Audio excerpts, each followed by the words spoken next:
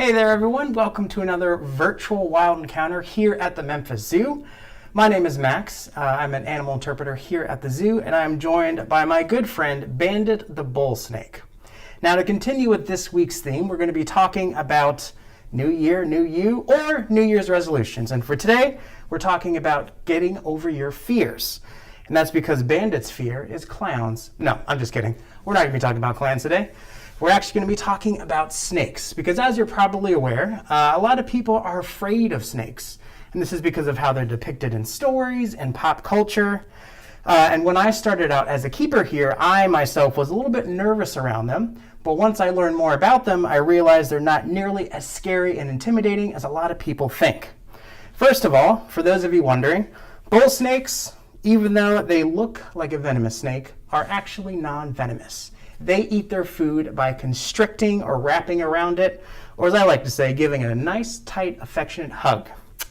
And Bandit here is about 7 years old. She spent her entire life here at the Memphis Zoo, and she is about 6 feet long, which is usually as long as bull snakes get when they're full grown.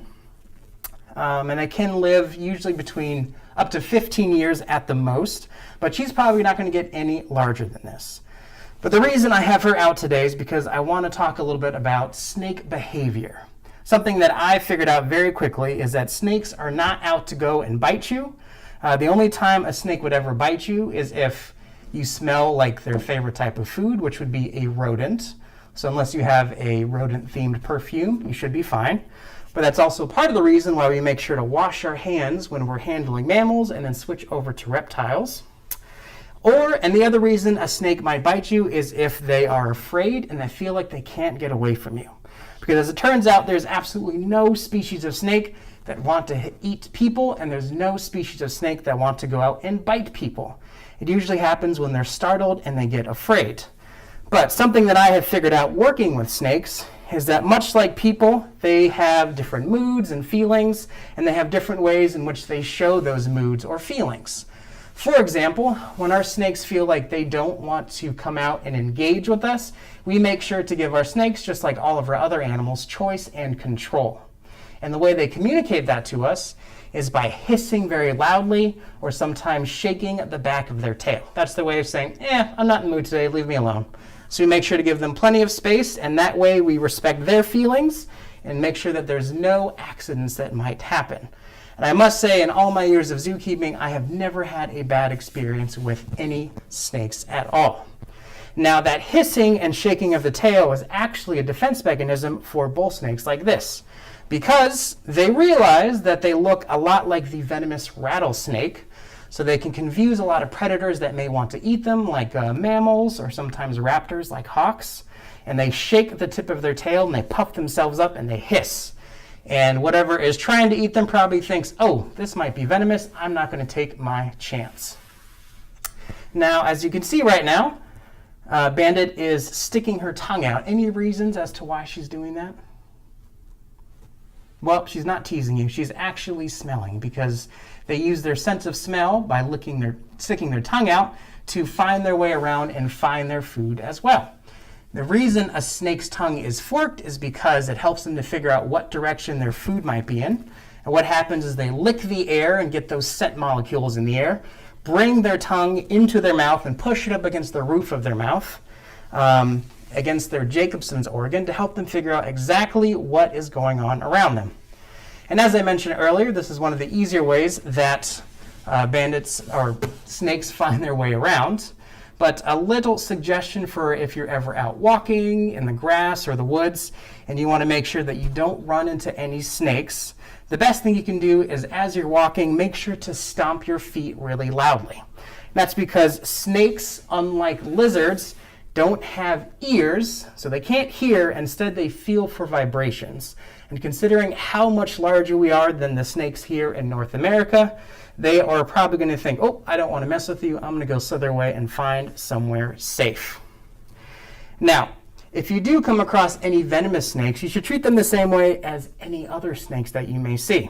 Though I will say the likelihood of meeting a venomous snake is much less here in North America compared to other continents.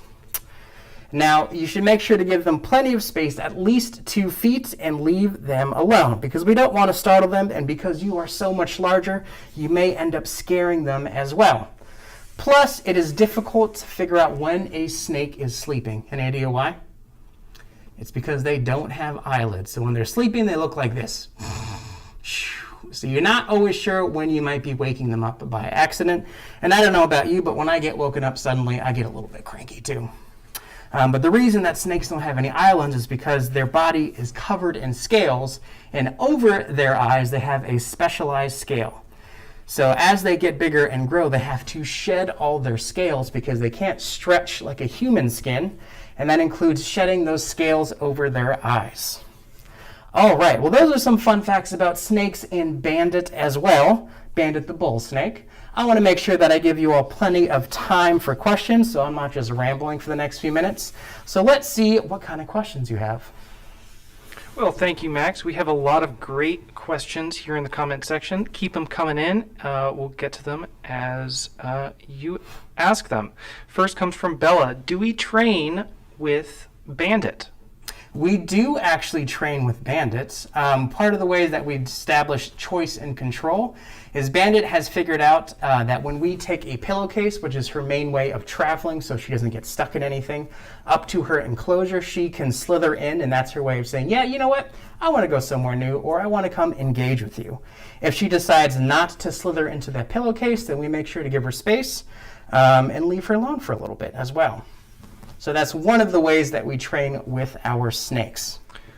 Our next question comes from Mary Allen. She asks, is this a common snake to our area?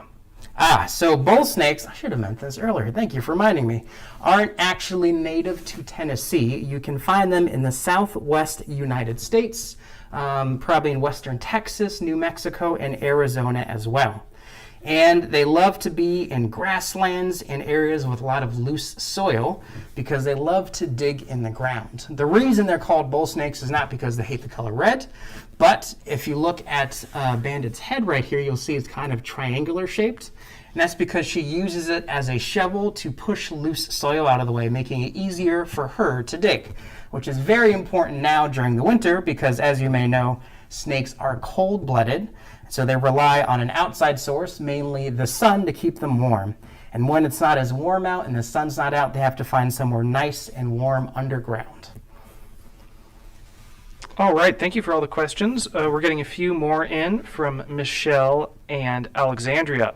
How often do they eat? What do they eat? And what is Bandit's favorite food? That is a great question. Bandit's favorite food is fear. No, I'm just kidding. Bandit, like all other snakes, loves to eat rodents. So here at the Memphis Zoo, we give her a rat every 2 weeks. And the reason for that is snakes cannot chew their food into smaller pieces like we can. Instead, they have to swallow it whole, which is a little bit easier for them because their bottom jaw can actually open up and making it easier for them to get their mouth around something really, really wide. But they can't swallow anything that's larger than the thickest part of their body. And after they swallow it and it goes into their stomach, it can take several days for that to break down in their stomach. So after they like to sit for a while, kind of like you like to nap after eating, and that way they don't have to eat for another 2 weeks. And when snakes have to go underground and stay somewhere warm during the winter, they do something called brewmation, which means they'll find somewhere nice and warm, they'll curl up into a nice tight pile, and they will slow down their breathing and their heart rate. And that makes it easier for them to save their energy so they can stay there nice and warm for several weeks without having to eat anything, which I think is a very cool adaptation. All right, and we have a few more questions. How long is Bandit? Asks Rachel Peters. She is almost 6 feet long. Bull snakes can get over 6 feet, but usually between 5 and 6 feet is their full length. Is that right? Do you agree? Yeah, she says yes. Thank you for asking that. We do have a few more questions. Keep them coming in. We love answering your questions. Thanks for joining us. One from Anne Tillman. She asks, what morph is Bandit the bull snake? Oh, that is a great question. Right now, this is the one that you'll probably see most common out in their natural habitat. Because if you look at the patterns there on her back, that makes it a lot easier for her to camouflage with her natural surroundings, so she can sneak up on her food easier, as well as hide from possible predators. The exact name, I don't have that off the top of my head, so that's a great question I'll have to look up and get back to you. Thank you for your question. She is from Tennessee, so she's not Southeastern or Pacific. Next, we have a few questions. One from Jennifer. I'm watching from Arizona, where we have a lot of snakes. Yes, you do. What's the best thing to do when you find a snake in your backyard? That is a great question.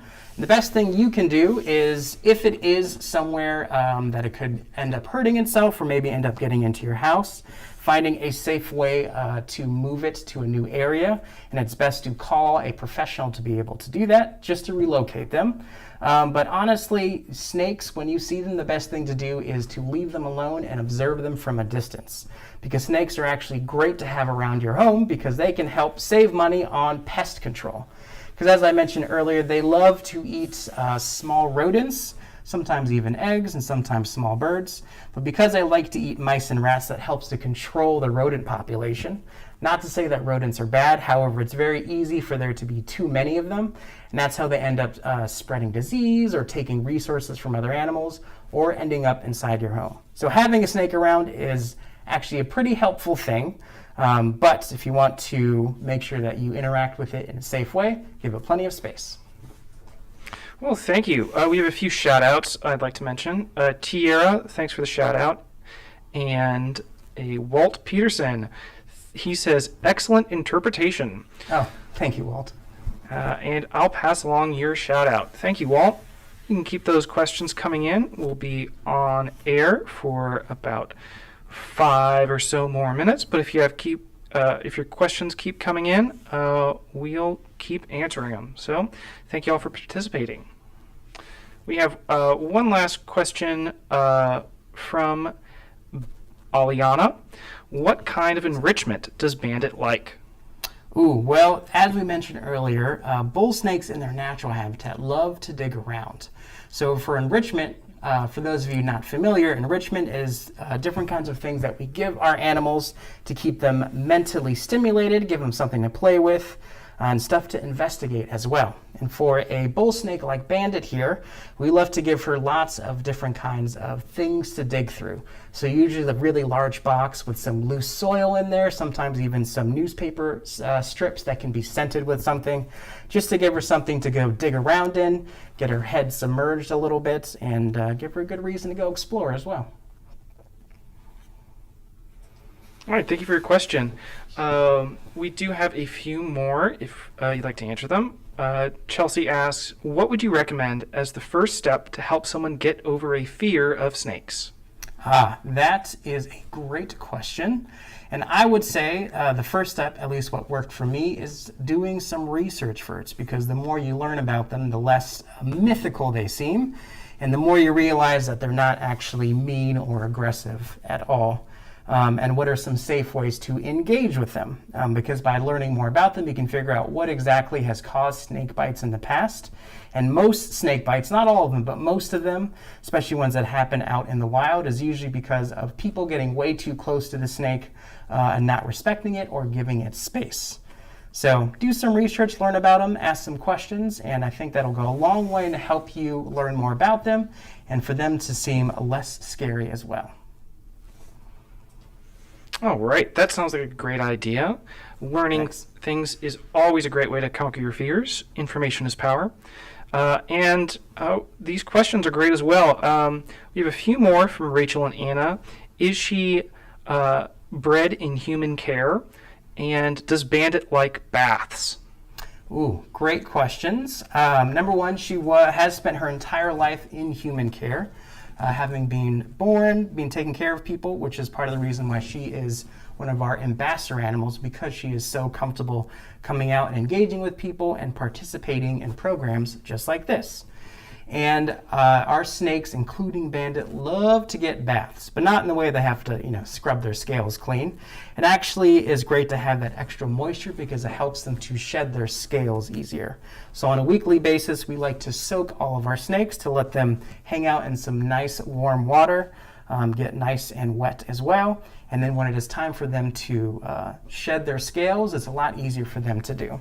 Because when they shed, they have to do it all in one piece. Wow. I would love to be able to take a bath like that. There is a great question from our friend Michelle, who asks, can you have them as pets? Ooh, you're not going to like the answer. No, how dare you? No, of course, you can have many kinds of snakes as pets. However, a lot of people don't realize that a lot of effort and energy goes into having not just snakes, but many other reptiles as pets. Because as I mentioned earlier, they need an outside heat source. So you have to make sure that their environment is large enough for them, that they have plenty of moisture so it's easier for them to shed, and that they are consistently warm throughout the year. So if you're willing to do the research and make sure that you're willing to commit to taking care of this living thing, then they can be great pets. But if you're a little bit iffy about it, it's not something I would suggest. Especially because part of the reason we have some invasive snakes, which means snakes that have been introduced to areas that they're not actually from, is because people realize they're a lot of work and they will take these pets and reptiles and just set them loose. And a number of the animals, or a number of the snakes that we have at the Memphis Zoo are actually rescued former pets. So they can be a great pet, but make sure that you are prepared to take care of them.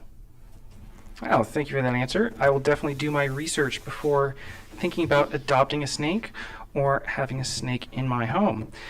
Now we just have a few quick questions I can answer myself. Rachel asks, do all snakes swim? Many snakes, especially those that live around water, can swim, but not all of them like to be in the water for prolonged periods of time. Next, we have some very important questions from Bella. Who is Bandit's favorite keeper? I can answer that. It's me. And can she tell people apart? It's not. I would say that she can tell people apart by smelling them. So she spends a lot of time smelling and checking out her hands. So I do think that she can recognize different smells. Have I ever had a conversation about who her favorite keeper is or what she thinks about each of the keepers? Not so much. But snakes are a lot smarter than a lot of people give them credit for. Oh, that is very true. However, I still think you're wrong. I'm her favorite keeper. I'm very sorry, Bella. I know that's not what you wanted to hear. We have a great question from Carmen Brown. Do they fight other snakes? Thanks for being a top fan. We really appreciate you having you here on the live stream. Yeah, I appreciate that.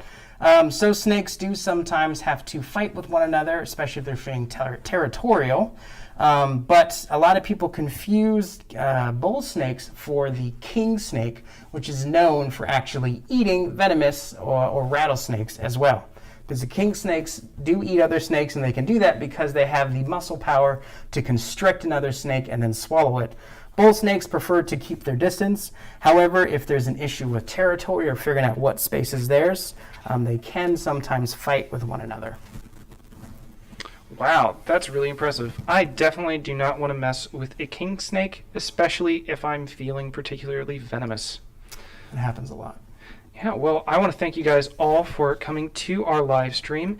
As you can see, we're showing off Bandit's ability to voluntarily go back in her bag, which means that she's done for the day. We do have one last question from Anna, who says, how do they move without feet? Well, you're going to see it right in action here. All of those muscles stretching along the bottom, flexing, sort of like a caterpillar, pushing and pulling at different points on her body. Snakes may look like they're all tail, but in fact, they are bodybuilders. They are all muscle. Well, thank you to everyone who joined us for this live stream. And thank you to Max and Bandit. Y'all did such a great job today. So many positive comments and great feedback. Thank you everyone for joining us. This has been Max and Bill at your virtual encounter. Thank you so much. Bye, everyone. Thanks for stopping by, and hopefully we'll see you again tomorrow at the same time.